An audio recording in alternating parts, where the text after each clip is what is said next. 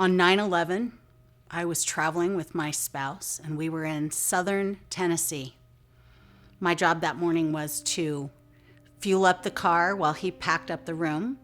And while I was standing at the gas station, similar to a Maverick, the news came on, maniacally announcing that the first building had been hit. I remember my heart just thumping out of my chest because for me, at that moment, standing at that gas station, putting fuel into my car, I knew this meant that my son, who was getting ready to graduate from boot camp, and my stepson, who was already active duty, we were going to war. On the morning of 9/11, it was a ritual in my family that I took my kids to school because I was a school teacher at their same school. And we'd go to Burger King for breakfast. And the person that opened the window was one of my former baseball players at Dixie High School. And he said, "Coach, have you heard the news yet today?" And I said, "No." He proceeded to tell me what happened. And of course, we rushed to the school. I was hoping that it was an awful accident, but shortly after getting to school, we realized that it was a terrorist attack and that we were at war. It's something that I'll never forget. It was a very poignant time in my life and my children's life. It made life a reality that we live in a very safe, nice place, but the rest of the world is not, and we need to be aware of that and prepare so that it doesn't happen again. My wife was downstairs. We were on this tri-level, and she was downstairs with a couple of kids, and they had the news on. And we see the smoke coming out of this thing, and we're thinking, what the heck is going on? And I remember sitting there watching it for just a few minutes thinking, wow, this is really crazy. And there was, the news is saying a plane hit it or something like this. And I thought, okay, well, I had a job at the time, and I had to go to work, and I thought, okay, well, I'm gonna get out of here, and as I started to leave, that's when the second one hit, and that was when you knew that this was not some accident. This was something serious was going on. But the most intense thing for me that day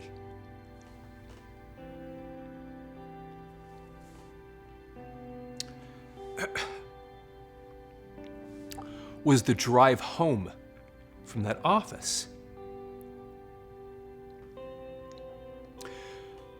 Because there were no planes in the sky. And you could feel it. And I remember driving home and just looking up.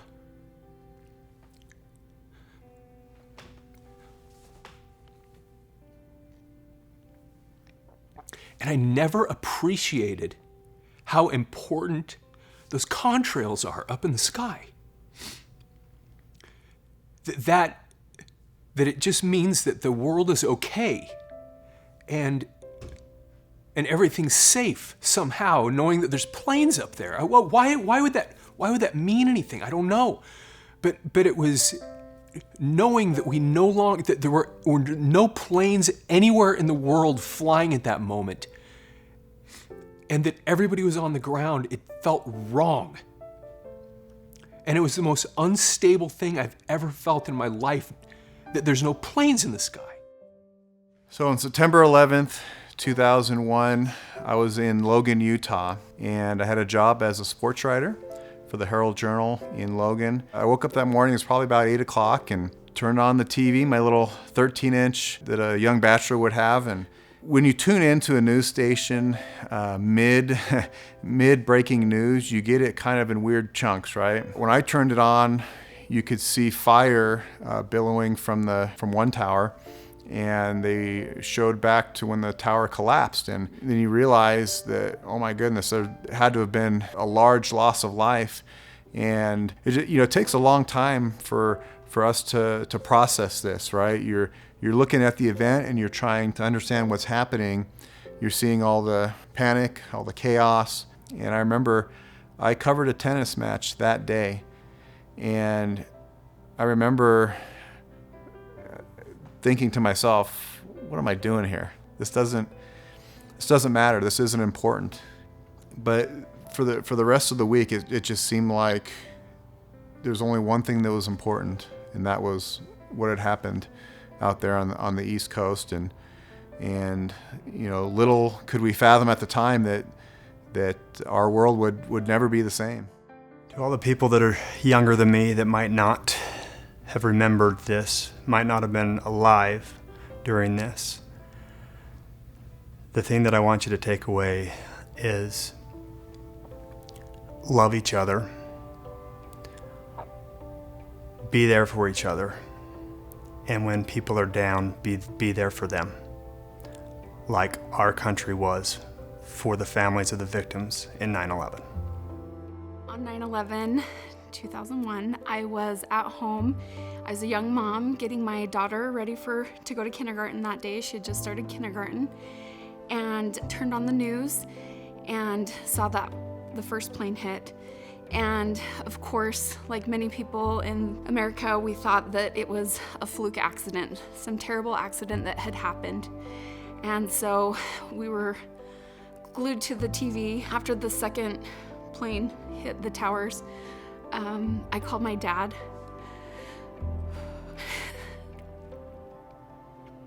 He's a disabled veteran, and he knows all about war, all too well. And of course, to be attacked on our soil versus our troops being somewhere else in war, it was just a game changer, especially to be attacked by terrorists and not by an organized army. He assured me that the military was doing their job. We're always prepared no matter what happens here in the United States. Our response isn't always perfect, but we were prepared. And again, just feel a lot of gratitude for those young people that maybe weren't even born at that time or were very young infants or toddlers, yet they are carrying forward the banner of freedom and serving in our military.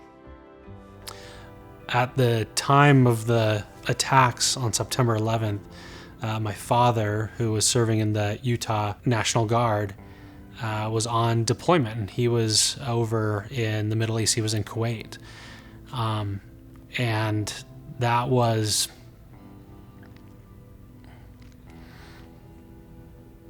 probably the hardest part through all of this uncertainty. We weren't able to talk to him. We didn't know if he was okay. And eventually, we were able to hear from him, but on lockdown, the lockdown that existed, not just in the United States, but worldwide, was deafening, right? It felt like the world was silent, stood still for a moment.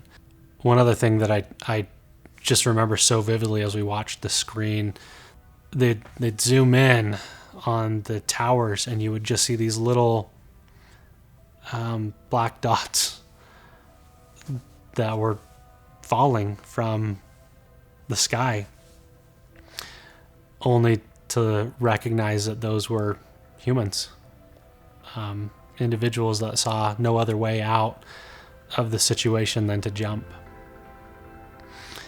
And to see our brave first responders that had come from everywhere possible in the area rushing into these burning buildings, not knowing if they would come out, not knowing if they would see their families that evening, just rushing in, doing their job to save these innocent lives. What's interesting is that there was a gentleman by the name of Rick Rescola who was the head of security for Morgan Stanley at the World Trade Center.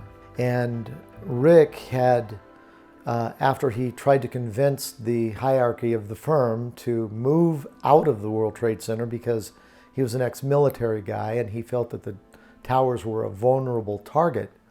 So his concern was so great that he devised an evacuation plan that every year, sometimes more than once a year, he would drill all of the employees in the towers how to get out of these towers if something happened. And he actually commented years before this happened about a plane hitting one of those buildings. But he did this year after year after year, these drills, and I know the employees would get a little tired of it, and you get bothered by it because you got to get up from your desk and go through the drill and go down the stairs and so on and so forth. Well, on that fateful day, what happened is that the Port Authority came over the PA system of the towers in the South Tower, where our offices were, most of our offices were, and they announced that everyone should remain at their desks and do nothing. Now, the second plane had not hit the South Tower yet, but as soon as Rick Rescola heard that, Rick grabbed his bullhorn and he rounded up all of the employees on those 20 floors, and he got them to safety, walking down the stairs.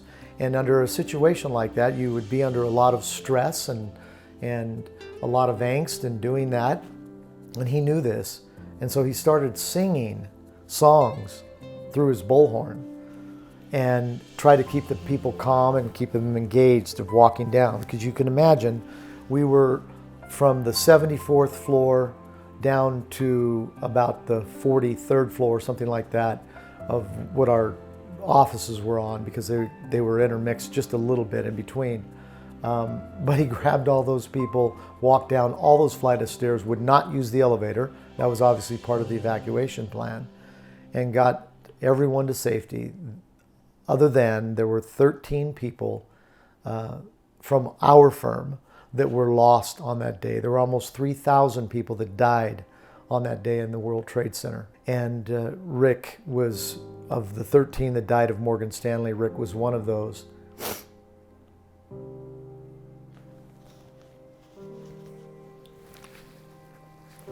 And his body was never found. But he's a true hero, for sure.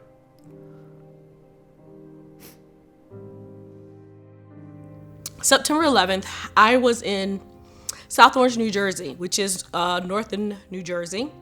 I had just moved there from Georgia, actually North Carolina, to start doctoral school at Seton Hall. I turned on television to see that less than 7 to 10 miles where I was sitting, that the 2 towers were under attack. Well, at this point, 1. And they were recapping everything on NBC News, I remember. And then just then the second tower was hit. And then my television went dead. So I was holding a phone that had no signal. I was looking at a blank television with no signal, just that fuzz. It was eerily quiet. I got dressed and I went to work. And it just had an impact that I was so close, being a new person in the area. So even though I lived through it, I still feel it. It's still there. I got sick afterwards because people forget when they fell, all that wind and all that dust and all that asbestos went towards Jersey. So it was a good 2 months we were sick. And our cars were covered with stuff. But again, people don't talk about that side.